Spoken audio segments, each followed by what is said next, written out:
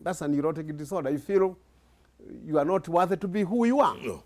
So I think that the question that when we measure ourselves, our who we are, our value and our worth with the material things, as you call it, materialism, philosophically, that's materialism.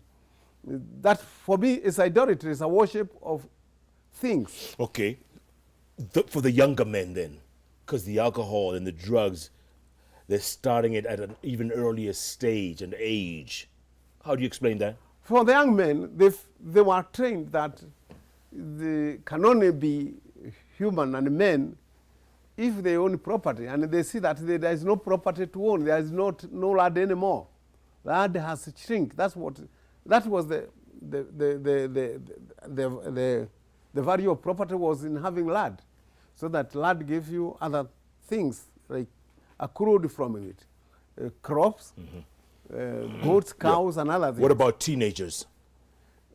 I think they are given hopelessness by their parents, who tell them that they must be breadwinners, they must be providers, where actually there are no jobs for them to become breadwinners and providers. Yeah. So that frustration, that deficit, that gap between expectation and reality, the deficit between who we should be and what we are, that deficit is what we feel with alcohol. At the same time, Reverend Doctor, parents these days, for the most part, let's say both parents work.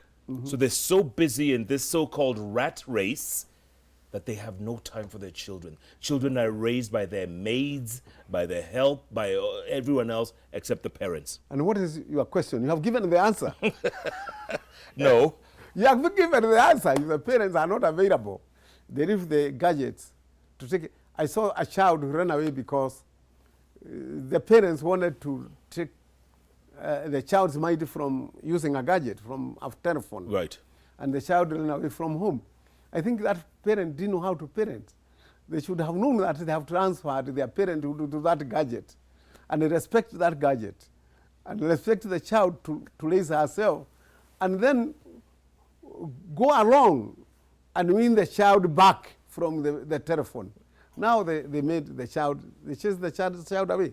If you want, you have no time for a child with him, for whom you didn't have time. Yeah. You have to win the child back to yourself by whatever methods you know how to persuade and to win. Yes. But that's not what used to happen in our time, Reverend Doctor. You don't win the child back, you beat the living daylights out of the child. You know, if you beat the child that time, you are beating the child that to discipline. Now it's not to discipline, it is but to punish.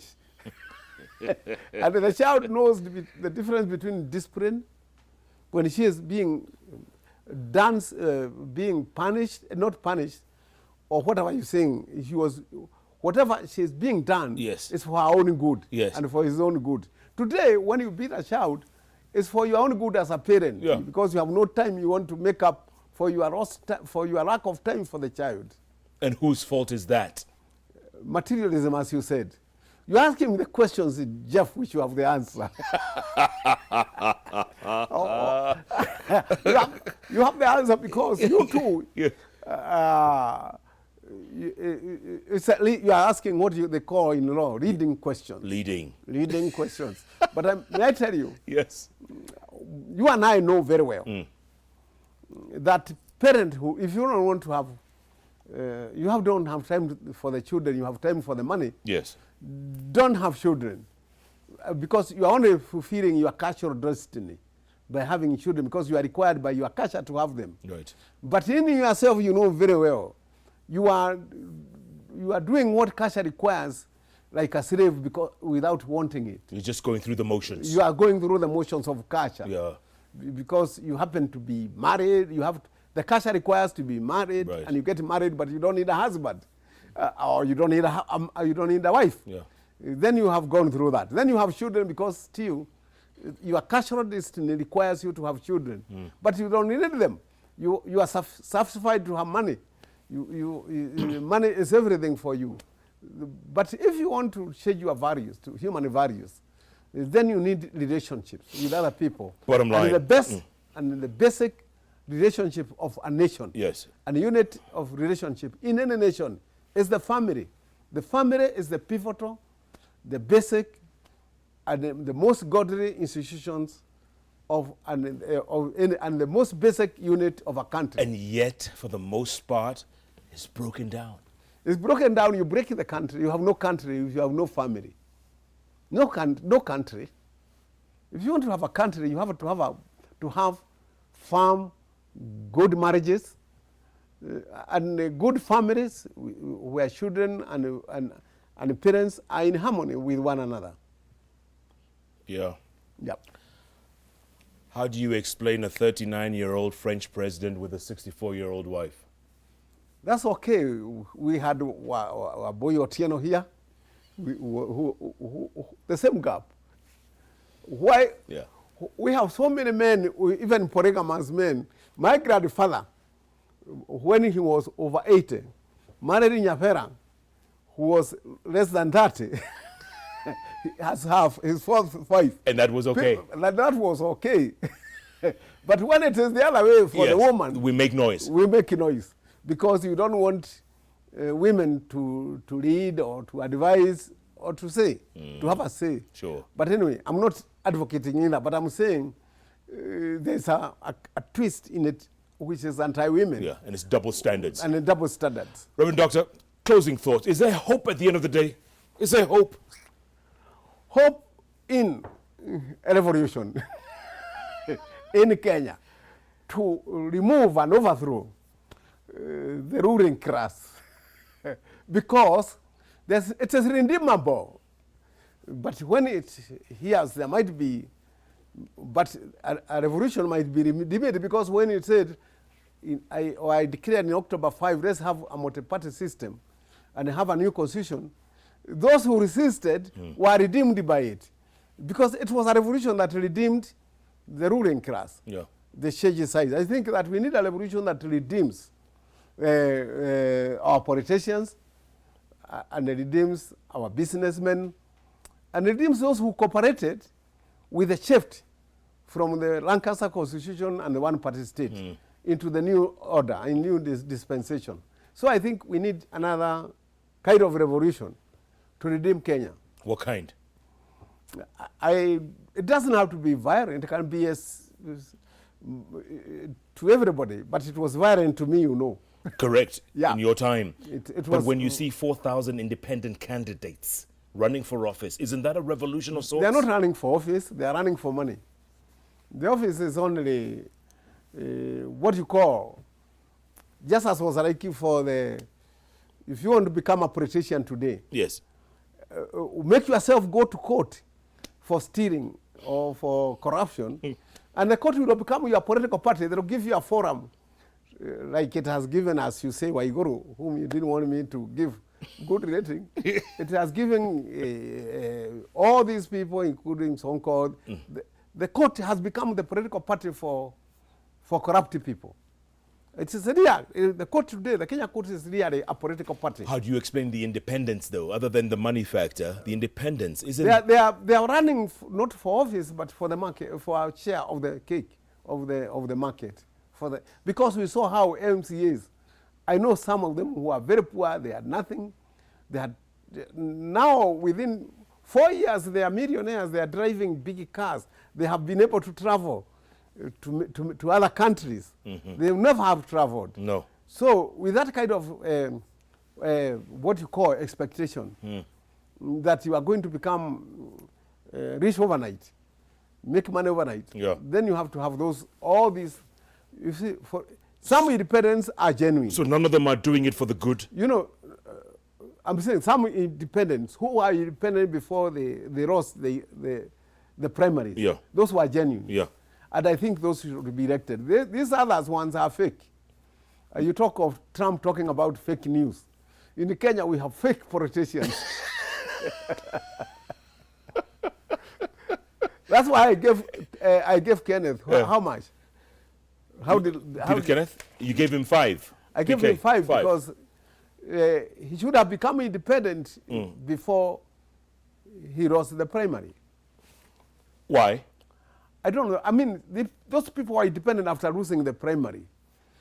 All of them, I call them fake politicians. They should never see the position they are looking for. Miguna was always independent. You gave him 2. Because of insulting a woman.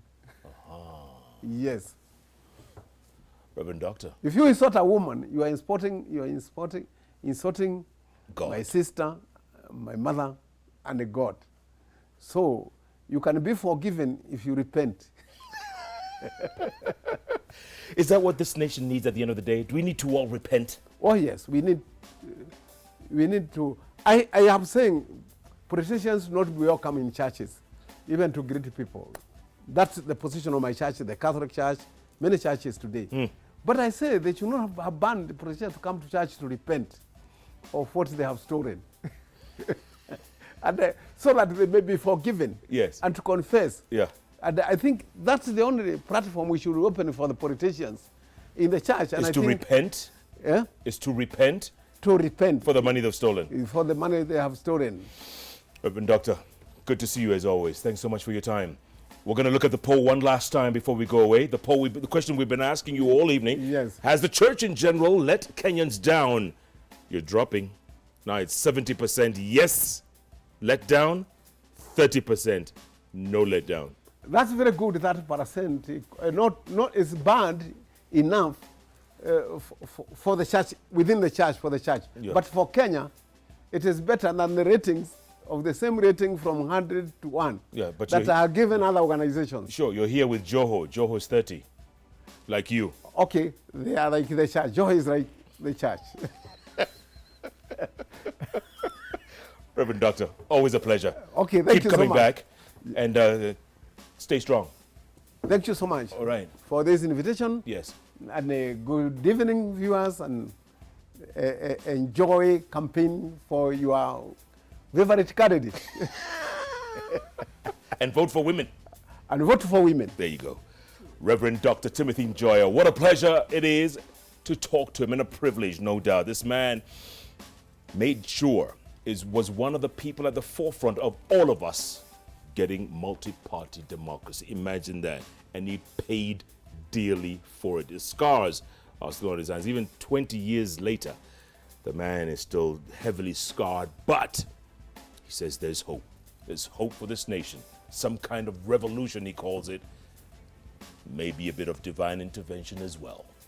Thanks so much for watching Jeff Koinange Live. As always, when it's Wednesday, it's always about those 3 letters on the keyboard that follow each other.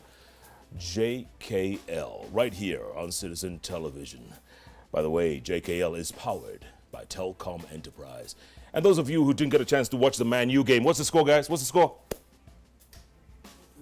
2-0. Man U 2-0. First half, second half?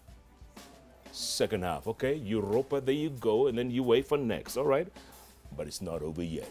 Thanks so much for watching. Good night. Keep tweeting at Timothy Njoya, at Koinange Jeff, at Citizen TV Kenya, hashtag JK Live. Tomorrow morning on Hot 96, for those of you who are up at 6 a.m., we've got Deputy Governor Nairobi County, Jonathan Mweke, as one of our guests. Tune in. Thanks for watching. Good night. Good luck. God bless Kenya. Can you give me these ratings?